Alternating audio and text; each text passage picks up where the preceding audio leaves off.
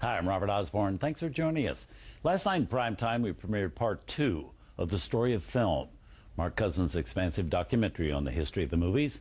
The second installment focusing on the apex of the silent film era of the 20s, when filmmakers had truly elevated cinema to an art form.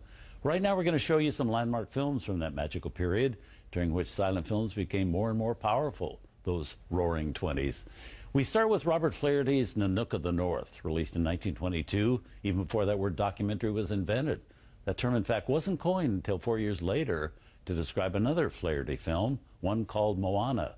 So Nanook of the North was, in every sense of the word, pioneering. Now, prior to Nanook of the North, documentaries were called travelogues, and they were entertainments designed to show people aspects of the world they would never be able to otherwise see, because the cost to travel internationally was far beyond what most people could afford. The early travelogues were not very sophisticated either. They were composed mostly of shots of different locales roughly edited together. Flaherty elevated those travelogues, though, by presenting a story in it with characters interesting enough that audiences would want to invest themselves in it. So Flaherty began to develop this project, Nanook of the North, which he shot in the Arctic region of the Hudson Bay area. He spent 16 months there, living and working among the natives, known as Inuits.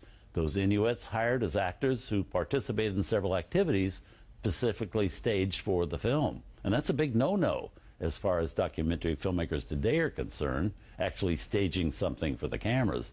But Flaherty was determined to show the struggle for survival that those locals faced every day in that brutal terrain, even if he had to create and recreate that struggle.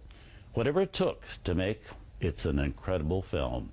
It was also a hit internationally in 1922 and has been acclaimed ever since.